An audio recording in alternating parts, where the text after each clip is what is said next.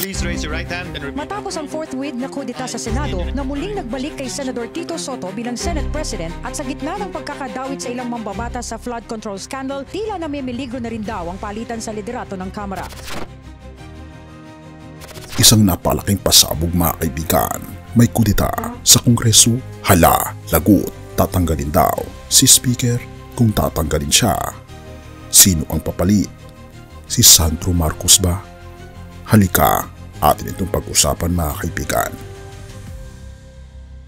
Todo iwas ang mga kaalyado ni House Speaker Martin Romualdez sa isyu ng umano'y posibleng pagpapalit ng liderato sa Kamara. May posibilidad nga ba talaga na mapalitan si Speaker Romualdez? Binanggit kasi siya ni Curly Discaya sa Senado na umano'y kasama sa nakikinabang sa kitaan sa mga proyekto sa DPWH. Kudeta sa Kongreso? Ipapalit ba si Sandro Marcos bilang House Speaker? Alam mo ba ang mga usap-usapan ngayon na kumakalat na mga balita sa batasan? May nagbubulong-bulungan na baka may kudeta sa Kongreso. Pero teka, sino ang papalit kay Speaker Martin Romualdez? At bakit lumalabas ito?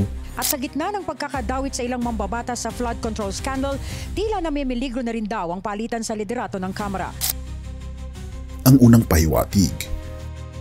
Nag-ulat ang Billionaire News Channel na may ilang kongresista raw na kumikilos para palitan ang liderato. Pero, at ito ang malaking pero, wala pa raw malinaw na numero para maitulak ang pagbabago. Kung ganoon, bakit may ingay?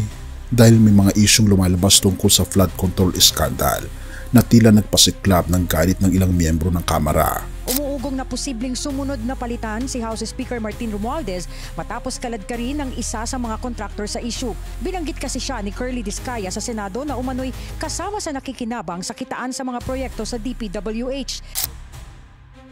May mga pangalan na lumilitaw. Negros Occidental Representative Albi Benitez nagsalita. Public office is a public trust. Kung naniniwala ka sa issue, dapat bumitaw ka. Matindi ang pahiwatig, parang sinasabing may dapat umalis, pero sino ang papalit? May nagsasabing si Sandro Marcos daw ang isa sa mga posibleng contender. Ngunit hindi pa siya nagsasalita tungkol dito. Samantala, may isa pang pangalan, Congressman Toby Chanco, kaya lalong umiinit ang intriga. Sa isang text message, sinabi ni Negros Occidental 3rd District Albi Benitez na public office is a public trust. Sinundan niya ito ng isa pang text message, kung wala ng tiwala, dapat na anyang umalis. Mga kaalyado ni Romualdez, uubra ba? Deputy Speaker J.J. Suarez paulit-ulit na sinasabing walang kuplat. Pero kung wala nga, bakit patuloy ang usapan? Dito nagiging interesting. May mga kongresista raw na nakakakuha ng suporta mula sa hindi kilalang mga tao para itulak ang bagong liderato. Therefore, parang may lihim na puwersang nagtutulak ng pagbabago. Todo iwas naman sa issue ang mga kaalyado ni Romualdez, gaya ni Deputy Speaker J.J. Suarez na ilang beses niyang sinabing walang ganitong issue at hindi anya mangyayari ito. At ito ang kritikal na numero. Ang tanong, kaya ba nilang makuha ang mahigit 255 na boto para mapatalsik ang speaker? Kung hindi, magiging maingay lang ito, parang walang mangyayari. Pero kung makuha nila, ibang usapan na iyan. Dito napapasok si Sandro Marcos. Bata, popular at presidential son pa. Pero handa na ba siyang pumalit? O ginagamit lang ang pangalan niya para guluhin ang status quo? Dito papasok ang twist. Narinig mo na ba ito dati? Ilang beses nang may usapang kudeta sa Kamara pero nauuwi lang sa wala. Pero ngayon, iba ang sitwasyon. May mga resignation, may mga pahiwatig ng pagsuway at may mga hindi pa natin alam na galaw sa likod ng kamera. Therefore, ang tanong ay hindi na kung may kudeta ba, kundi kailan ito mangyayari at sino ang tunay na pakay ng kudeta. Sa ngayon, wala pang malinaw na numero. Wala pang opisyal na galaw, pero habang tumatagal, lalong umiinit ang balita.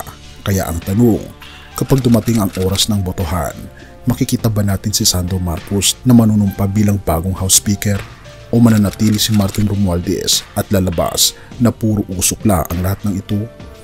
Pero sa huli, kahit kaano kainit ang politika, may mas mataas na liderato na hindi kailanman matitinag. Ang mga pangalan ng mga speaker maaari magpapalit-palit, pero ang tunay na hari ng mga hari ay hindi kailanman mapapalitan. Revelation 17 verse 14, "This will make war with the Lamb, and the Lamb will overcome them. For he is Lord of lords and King of kings, and those who are with him are called chosen and faithful. Kaya mga kaibigan, kahit magulo ang kongreso, tandaan natin, ang ating Panginoon Jesus pa rin ang may huling salita. Kung siya ang ating sinusunod, hindi tayo matitinag kahit sino pang maupo bilang speaker. Therefore, habang maghihintay tayo sa magiging resulta ng laban sa politika, may mas mahalagang tanong: sino ba ang inuupo mo sa trono ng iyong puso? Purihin ang ating Panginoon Diyos at tayo manalangin.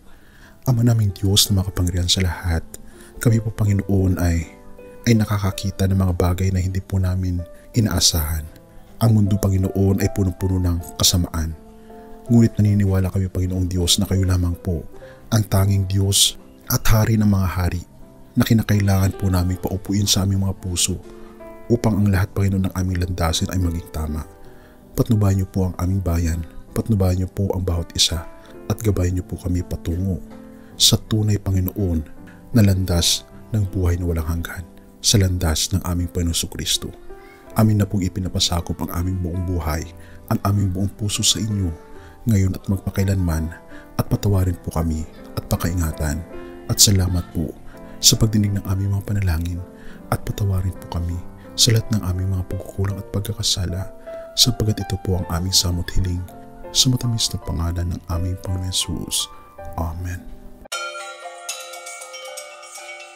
Bago natin ipagpatuloy kaibigan, siya nga pala ang Great Controversy na isa sa mga pinaka-kontrobersyal na libro dahil tumutukoy ito sa mga propesiya sa libro ng Daniel at Revelation na nagaganap na sa panahon natin ngayon bago ang pagdating ng ating Panginoong Diyos ay pinamimigay na namin ng libre sa pamamagitan ng PDF.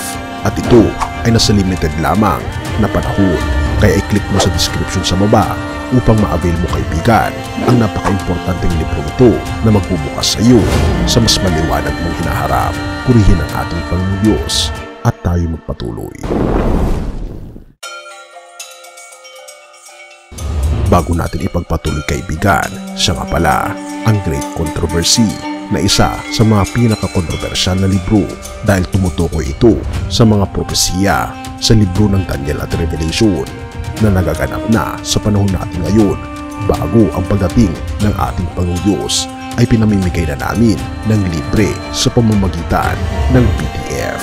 At ito ay nasa limited lamang na panahon, kaya i-click mo sa description sa baba upang ma-avail mo kaibigan ang napaka-importanteng libro ito na magbubukas sa iyo sa mas maliwanag mong hinaharap. Purihin ang ating Panginoong Diyos at tayo magpatuloy.